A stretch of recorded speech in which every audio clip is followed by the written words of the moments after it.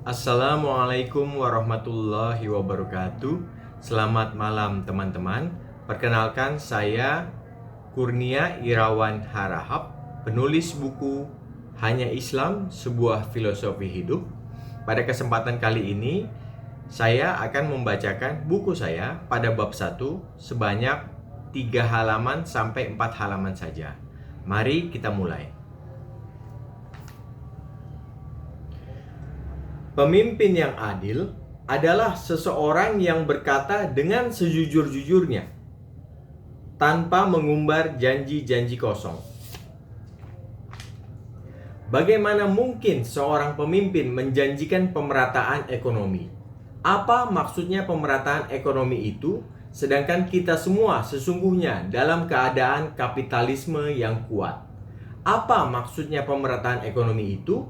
Apakah dengan memaksa meminta uang kepada orang terkaya untuk dibagi-bagikan uangnya? Tidak bisa. Apakah dengan memaksa pengusaha-pengusaha kaya untuk merekrut pekerja sebanyak-banyaknya? Tentu saja tidak bisa. Kita semua sedang menjalani kehidupan kapitalisme. Dalam kehidupan kapitalisme terdapat perhitungan-perhitungan untuk mencapai keuntungan yang sebesar-besarnya. Pengusaha atau orang kaya yang memutuskan untuk memberikan sumbangan, ya itu adalah hak dia untuk menentukan berapa jumlahnya. Pengusaha yang memperkerjakan pegawai-pegawai, ya itu adalah hak dia untuk melakukan perhitungan-perhitungan dan penilaian-penilaian untuk memperkerjakannya. Tergantung berapa jumlah pegawai dan kemungkinan keuntungan yang dia dapatkan. Jadi, seorang pemimpin menjanjikan pemerataan ekonomi sudah pasti telah mengatakan kebohongan. Karena bukan dia manusia tunggal yang memutuskan untuk hal tersebut.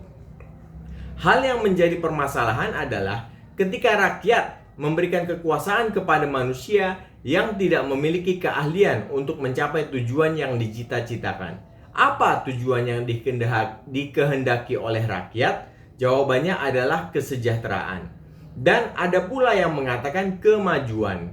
Baik, katakanlah kemajuan. Apa kemajuan itu? Jalan tol yang lebih banyak, jalan-jalan raya yang lebih baik, kereta yang lebih bagus. Apakah itu semua yang dikatakan dengan kemajuan? Baik, katakanlah kita memiliki semua jalan tol, jalan-jalan raya yang lebih baik, dan kereta yang lebih bagus. Lalu, bagaimana dengan orang tua yang bekerja dengan gaji di bawah upah minimum yang tidak sanggup membiayai kuliah anaknya? Hal ini sederhana. Ketika ada remaja yang berasal dari keluarga mampu, namun tidak lolos untuk masuk universitas negeri, maka ia bisa berkuliah di universitas swasta. Namun, remaja-remaja yang berasal dari keluarga tidak mampu tidak dapat untuk berkuliah di universitas swasta.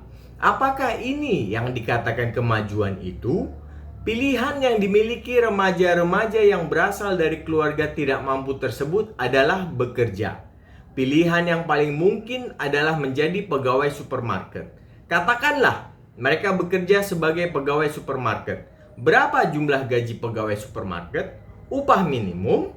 Dengan gaji sebesar upah minimum, bisakah mereka menabung untuk membiayai sendiri biaya kuliah? Sedangkan remaja yang berasal dari keluarga mampu dapat kuliah tanpa harus memikirkan makan sehari-hari yang sudah dipenuhi oleh orang tuanya yang keadaan ekonominya baik. Apakah ini keadilan yang dikatakan dengan kemajuan itu? Jika ini yang dikatakan dengan kemajuan, maka saya mengatakan bahwa sistem kemajuan ini hanya memaksa untuk menentukan mana orang-orang yang dapat menjadi sarjana sehingga mendapatkan kesejahteraan dan mana orang-orang yang menjadi pembantu rumah tangga, tukang bersih-bersih WC, buruh pabrik, pegawai supermarket, sopir, tukang sapu jalan raya, pemulung, dan lain-lain. Sistem kemajuan ini hanya menentukan mana orang-orang yang menjadi majikan dan mana orang-orang yang menjadi buruh. Lalu majikan-majikan tersebut akan mengatakan, ini adalah takdir. Padahal mereka sendiri yang memaksa orang untuk menjalani takdir yang buruk. Dan mereka akan mengatakan dengan mudahnya bahwa ini adalah kehendak Allah. Pikirkanlah lebih baik lagi. Orang-orang kaya tersebut yang membangun sistem, tetapi mereka mengatakan itu adalah kehendak Allah.